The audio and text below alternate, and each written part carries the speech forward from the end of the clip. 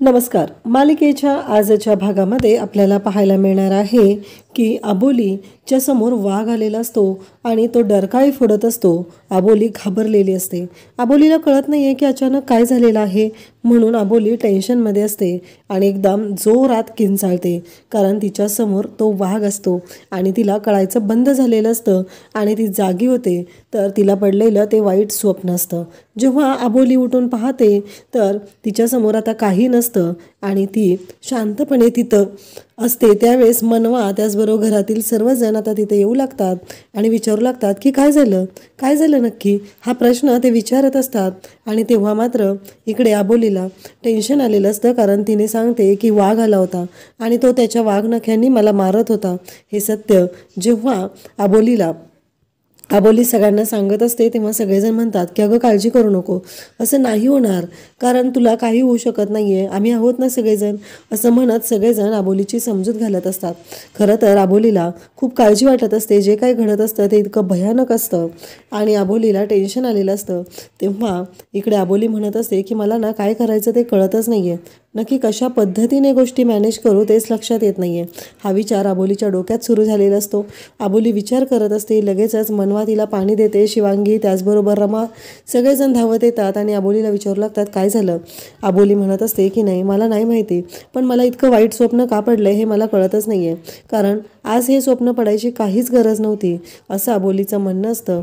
पण तरीही अबोलीला हे स्वप्न पडलेलं असतं आणि त्या गोष्टीचं अबोलीला खूपच टेन्शन आलेलं असतं. त्याचबरोबर इकडे आपल्याला पाहायला मिळतं की सगळेजण अबोलीला समजून सांगू लागतात की नको काळजी करू. मनवा म्हणत असते पण मला एक कळतच नाहीये, त्या दीपशिकाचा काही भरोसा नाही का अबोली वहिनी, तिने ना तुझे केस घेऊन गेलेले आहे, मला कळत नाहीये की ती काय करणार आहे पुढं, तिच्या डोक्यात नक्की काय चालू आहे, हीच गोष्ट मला कळत नाही, हे दीपशिकाचं म्हणणं असतं.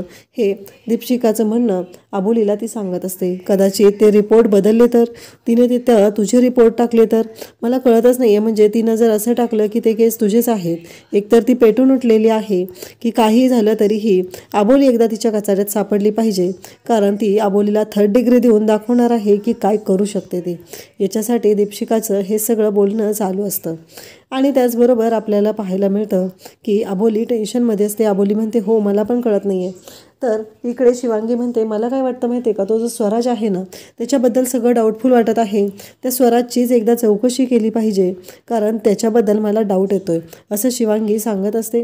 तेव्हा शिवांगीला सगळेजण म्हणतात की हो. शिवांगी म्हणते की एकदा ना आपल्या परीनं त्याची चौकशी करूया, त्याला ताब्यात घेऊया आणि बघूया काय होतंय ते, असं शिवांगीचं सुरू झालेलं असतं.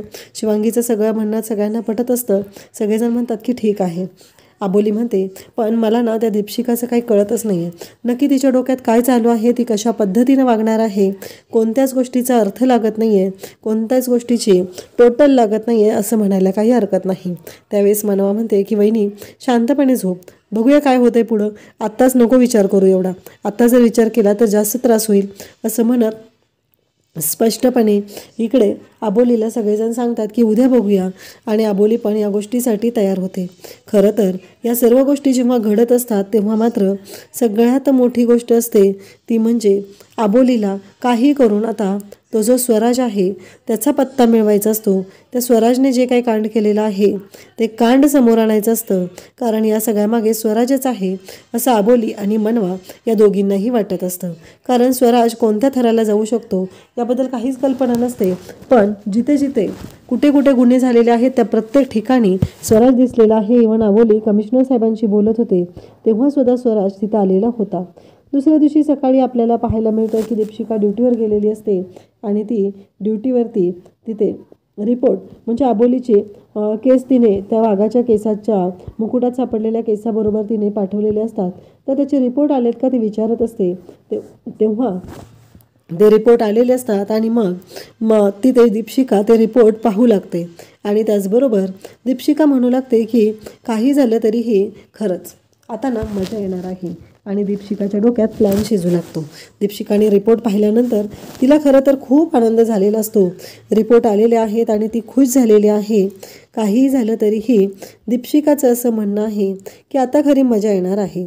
इकडे अबोली निघालेली असते आणि जाताना रस्त्यात तिला भाऊ दिसतात, म्हणजे हवालदार भाऊ, जे भाऊसाहेब तिथं असतात तेच. आणि मग त्यांना अबोली विचारते, काय झालं, तुम्ही आज ड्युटीवर नाही गेलात? तेव्हा ते सांगू लागतात की जेव्हापासून अंकुश साहेब नाहीत ना तेव्हापासून ड्युटीवर जाऊच वाटत नाही. ती दीपशिका मॅडम फक्त लाच घेत असते. काल तिने त्या स्वराजला पण पैसे घेऊन सोडलेला आहे. ही गोष्ट आता भाऊ सांगत असतात आणि नेमका स्वराज हा अबोलीच्या मागावरच असतो आणि तो बाजूला उभा राहून लपून हे बोलणं ऐकत असतो. यांच्या दोघांचं नक्की काय चाललेलं आहे या गोष्टीवरती बारीक त्याचं लक्ष असतं. आणि त्याचबरोबर इकडे अबोली म्हणत असते, काय झालं? तेव्हा भाऊ सांगतात की तुम्हाला माहिती आहे का, काल पण तुम्ही गेलात त्यानंतर दीपशिका मॅडमनी त्या स्वराजबरोबर तिथे अगदी त्यांनी बार्गनिंग केलं आणि स्वराजला सांगितलं की तुला मी यातून बाहेर काढेल, एवढे पैसे द्यावे लागतील. आणि मग त्यांनी स्वराजकडून पैसे घेतलेले आहेत. हे ऐकल्यानंतर मात्र इकडे अबोलीला धक्का बसलेला असतो. अबोलीला माहिती असतं की ही बाई जी आहे ती लाच घेणारीच आहे आणि ती अशाच पद्धतीने वागू शकते. पण भाऊसाहेबांनी हे सगळं बोलणं ऐकलेलं असतं. त्यांना खूप त्रास होत असतो, कारण आजपर्यंतच्या त्यांच्या ड्युटीमध्ये असं कधीच घडलेलं नव्हतं आणि आज ते घडत असतं.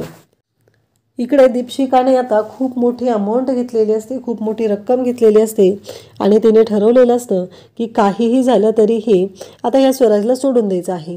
कारण स्वराजला सोडणं हे तिच्या फायद्याचं असतं. एक तर राघू त्याच्याबरोबर आहे आणि दुसरी गोष्ट म्हणजे तो स्वतःहूनच अबोलीच्या जीवावर उठलेला आहे. हे कुठंतरी तिलाही जाणवत असतं आणि त्यामुळंच तिने स्वराजला सोडण्याचा निर्णय घेतलेला असतो. दीपशिका हे सगळं मुद्दामहून जाणून बुजून करत आहे हे सगळ्यांच्याच लक्षात असतं आणि मग एक ठराविक अमाऊंट ठरते आणि दीपशिका तेवढे पैसे त्याच्याकडून घेते आणि त्याला सोडून देते. कारण दीपशिकाला काहीही झालं तरीही या सर्व गोष्टी आहेत त्या तिच्या पद्धतीनं हव्या होत्या. तिला ते पैसे हवे असतात आणि पैशासाठी दीपशिका काहीही करू शकते हे तिने दाखवून दिलेलं असतं. आता दीपशिकाने स्वराजला सोडून दिलेलं असतं आणि ही गोष्ट भाऊंनी सांगितलेली असते आणि भाऊसाहेबांनी ही गोष्ट अबोलीला सांगताना स्वराजने हे ऐकलेलं असतं. तेव्हा अबोली म्हणत असते की मला ना संशय आलेला आहे त्या स्वराजवरती, मला त्याची चौकशी करायची आहे. कारण प्रत्येक वेळेस जाणवतं की जिथं जिथं खून होतोय, जिथं जिथं गोष्टी घडत आहेत तिथं तिथं तो स्वराज पोहोचलेला असतो. काल पण कमिशनर साहेबांशी मी बोलत होते, तिथंही तो स्वराज पोहोचलेला होता, तिथंही तो आलेला होता, असं अबोली यांना सांगत असते. तेव्हा मात्र ते म्हणत असतात की हे बघा अबोली मॅडम, जे काय करायचं आहे ते सावकाश करा, काळजी घेऊन करा, कारण एकदा सोडून 2 वेळा तुम्ही वाघाच्या तावडीतून सुटून आलेला आहात, असं त्यांचं म्हणणं असतं. आणि अबोली म्हणते की हो, अगदी व्यवस्थित काळजी घेऊनच सगळ्या गोष्टी करत आहे. परंतु अबोलीलाही असं वाटत असतं की काही झालं तरीही हे पोलीस यंत्रणा अशी आहे की त्याचा काहीच फायदा होत नाही. अगदी कितीही पद्धतीनं गोष्टी सांभाळण्याचा प्रयत्न केला तरीही सुचतच नाही. आणि आता भाऊचं आणि अबोलीचं बोलणं हे आता स्वराजने ऐकलेलं आहे आणि स्वराज पेटून उठलेला आहे. खरं तर त्या किलरच्या टोळीतीलच एक भाग म्हणजे स्वराज आहे, ही गोष्ट समोर येतच असते. परंतु स्वराज आता अबोलीवर बारीक लक्ष ठेवत असतो. अबोलीचं काय चाललंय या सगळ्या गोष्टींशी त्याला देणं घेणं असतं, म्हणून तर तो अबोलीच्या मागावरती असतो. तर इकडे अबोलीला तेवढ्यात फोन येतो आणि अबोली धावतच जाऊ लागते. अबोलीला जो फोन आलेला असतो त्या फोनवरून अबोलीला एक गोष्ट कळलेली असते की खूपच भयानक असं काहीतरी घडलेलं आहे. म्हणून अबोली धावत जाते आणि त्याचबरोबर स्वराज तिथून आता पुढच्या प्लॅनला सुरुवात करतो. काही करून स्वराजने ठरवलेलं असतं की अबोलीला आता ताब्यात घ्यायचं आहे आणि तिची मस्ती जिरवायची आहे. कारण तिने माझ्यावरती संशय घेते, तिने माझ्या विरोधात प्लॅन रचते, तर मला तिच्या बाबतीत काहीतरी ठोस निर्णय घ्यावा लागणार आहे, हे सगळं तिने ठरवलेलं असतं. इकडे दीपशिकाने शिवांगीला आता पोलीस स्टेशनमध्ये आणलेलं असतं आणि दीपशिकाही शिवांगीला मारत असते. ती म्हणत असते बोल. तेव्हा शिवांगीला माहीतच नसतं की तिनं काय केलेलं आहे, कारण शिवांगीला कुठला गुन्हा केला हेच माहिती नाही आहे, फक्त तिला मारलं जात असतं. आणि दीपशिकाही अगदी 3rd डिग्री दिल्यासारखं तिला मारत असते, तिच्याकडनं गुन्हा कबूल करून घेत असते. आणि दीपशिका म्हणत असते की सांग, तुला ना खूप माज आहे ना, तुझा माज उतरवते, असं म्हणत ती मारत असते. तेव्हा मात्र अबोलीला खूप काळजी वाटते. अबोली म्हणू लागते की हे सगळं काय होतंय, कारण काहीही झालं तरीही ह्या ज्या गोष्टी घडत आहेत त्या खूपच विचित्र आहेत. आणि अबोली म्हणत म्हणत असते की दीपशिका बाहेर आहे, आत्ताच्या आत्ता बाहेर आहे, मला कळलं पाहिजे आत्ताच्या आत्ता की तुझं काय चाललेलं आहे आणि तू शिवांगीला का मारत आहे, शिवांगीला का अटक केलेली आहे. अबोलीला दीपशिका म्हणू लागते की हे तुला सांगायची मी गरज काय आहे, तू कोण लागते, ही गोष्ट मी तुला का सांगू. आणि त्याचबरोबर दीपशिका म्हणत असते की काही झालं तरीही एक गोष्ट लक्षात ठेव, हे तुझी पोलीस चौकी नाही आहे, ते जी तू वकील वगैरे काय आहे ना ते कोर्टात, इथं माझ्या पोलीस चौकीत येऊन माझ्यावर आरेरावी करायची नाही, असं दीपशिका बोलत असते. आणि तिथं असलेल्या हवालदारांना सांगत असते की धरा हिला बाहेर काढा हाताला धरून हिच्या, असं ती सांगत असते. आणि तेव्हा मात्र इकडे अबोलीला धक्का बसलेला असतो आणि सगळे हवालदार पाहत असतात, पण अबोलीला कोणीही हात लावायला येत नाही. त्याचबरोबर हे सगळं जेव्हा घडत असतं तेव्हा मात्र दीपशिका म्हणत असते की सोडणार नाही. अबोली म्हणत असते की आत्ताच्या आत्ता मला कळलं पाहिजे की तुम्ही तिला का पकडून आणलेलं आहे आणि कोणत्या गुन्ह्याखाली तुम्ही हे करत आहात. तेव्हा दीपशिका म्हणते की मी माझ्याकडे तक्रार नोंदवल्याशिवाय काम करत नाही, तिच्या विरोधात माझ्याकडे तक्रार आलेली आहे, तिनं चोरी केलेली आहे, एका बाईला लुबाडलेलं आहे आणि त्यासाठीच मी तिला अटक केलेली आहे, हे दीपशिका सांगत असते. तेव्हा अबोली म्हणत असते कोणती चोरी केली तिनं, नक्की काय केलेलं आहे हे तरी मला कळलं पाहिजे, असं अबोली विचारत असते. तेव्हा दीपशिका सांगू लागते की तिनं चोरी केलेली आहे आणि त्या चोरीची कंप्लेंट माझ्याकडे आलेली आहे, त्या बाईकडनं आम्ही स्केच काढून घेतलेलं आहे आणि ते हे स्केच आहे. तर इकडे अबोलीने तोपर्यंत दीपशिका इकडे शिवांगीला बाहेर आणायला सांगितलेलं असतं, शिवांगीला बाहेर आणलं जातं. अबोली म्हणते की काळजी करू नको शिवांगी, मी आहे. तेव्हा दीपशिका म्हणते की ते स्केच आहे, ज्या घरात तिने चोरी केलेली होती त्या घरातल्या व्यक्तीने हे दिलेलं आहे हे सांगितलं जात असतं. आणि तेव्हा मात्र इकडे आता सगळ्यांनाच धक्का बसतो.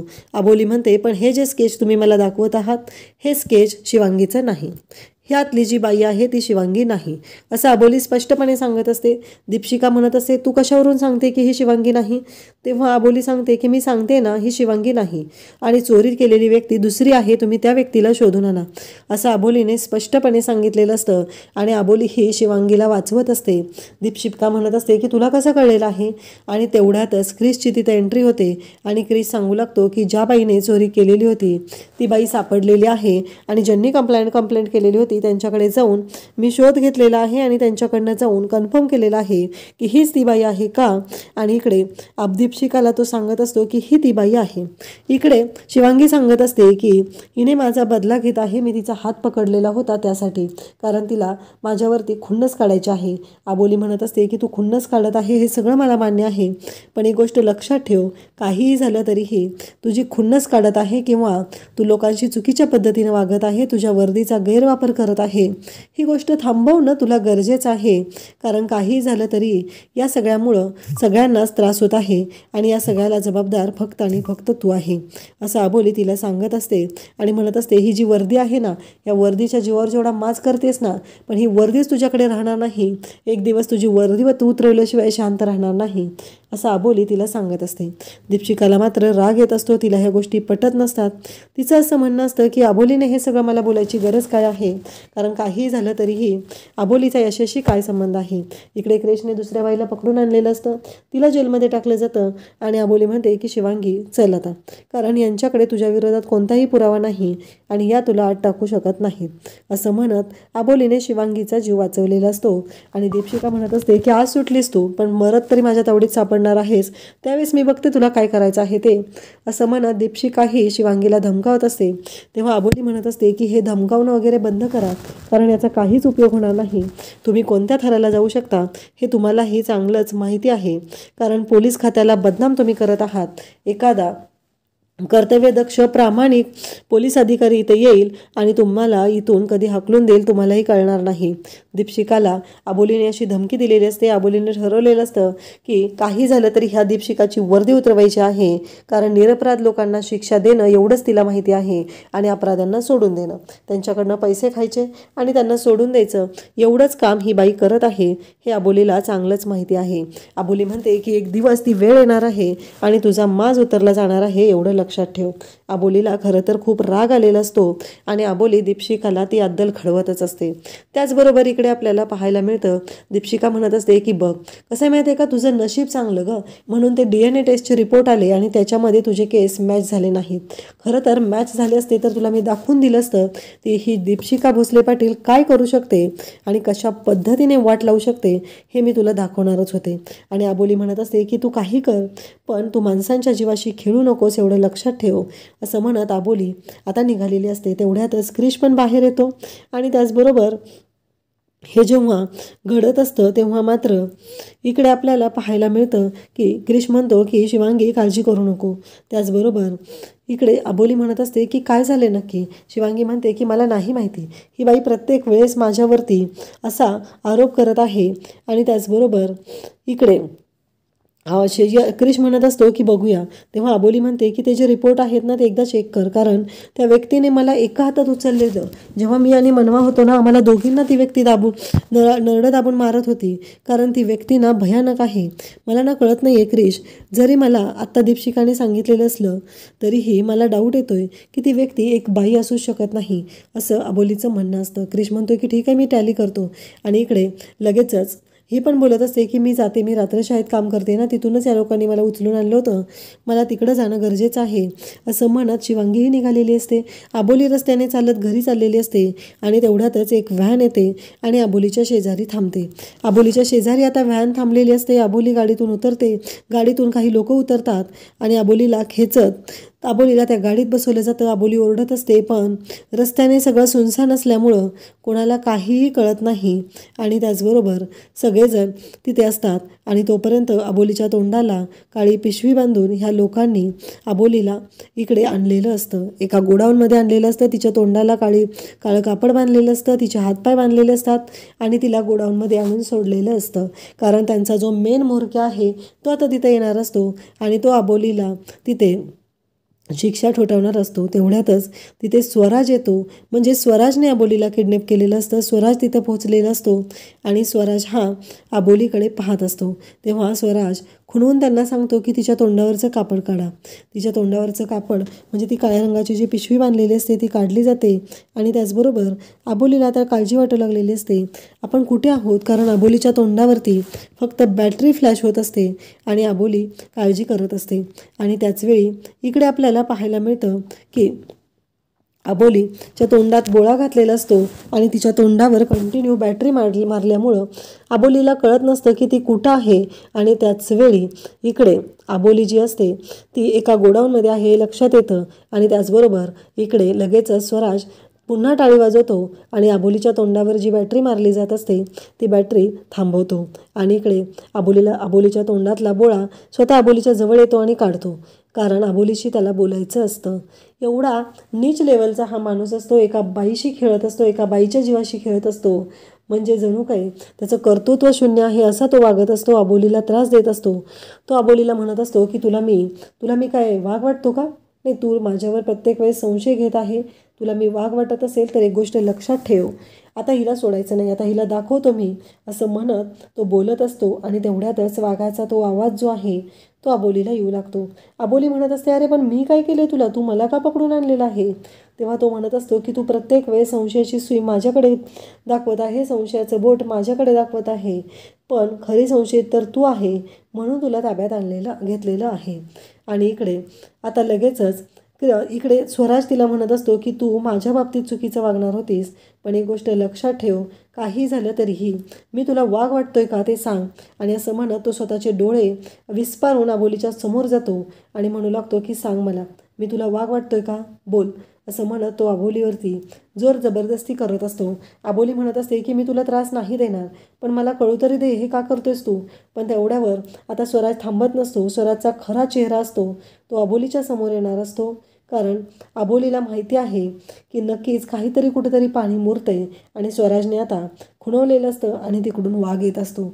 आबोलीला आता काळजी वाटायला लागलेली असते, म्हणजे हा स्वराज हा वाघ नाही आहे, पण हा वाघाच्या टोळीतला माणूस आहे, ही गोष्ट मात्र इकडे आबोलीला कळलेली असते. आबोली म्हणत असते की मला सोड तू, मी तुला काही करणार नाही आहे, मी तुझ्या मागे लागणार नाही, मी तुला त्रास देणार नाही, पण मला सोड तू. पण इकडे मात्र हा सोडायलाच तयार नसतो. तो म्हणत असतो की नाही, कारण आत्तापर्यंत खूप वेळा मी सहन केलेलं आहे. प्रत्येक वेळेस तू चकवा देत असते, पण आता नाही, आता मी सहन करणार नाही असं म्हणत तो अबोलीच्या अंगावर धावून जात असतो. आणि तो म्हणत असतो की आज तुला कळेल की आम्ही कोण आहोत आणि तू कोण आहे, हे अबोलीला तो ठणकावून सांगत असतो. त्याचबरोबर इकडे आपल्याला पाहायला मिळतं की अबोली स्वतःचा जीव वाचवण्यासाठी ओरडत असते, जीवाच्या आकांताने ओरडत असते, मला सोड, मी तुला काही त्रास देणार नाही असं अबोलीचं म्हणणं असतं. पण तो तिला काही सोडायला तयार नसतो, कारण तिकडून वाघ आलेला असतो आणि तो वाघ आता अबोलीच्या अंगावर येत असतो. एकतर अबोलीला बांधून ठेवलेलं असतं आणि आता जर स्वराज वाघ नाही आहे तर मग नक्की वाघ कोण आहे, वाघाच्या वेशातली व्यक्ती कोण आहे? कारण पिवळा कोट घातलेली व्यक्ती ही स्वराज होती, हे आपल्या सर्वांच्या लक्षात आलेलं होतं. पण वाघाच्या वेशातली व्यक्ती कोण आहे हे आता आपल्याला पुढे पाहायला मिळणार आहे. त्यासाठी चॅनलला सबस्क्राईब करा. थँक्यू.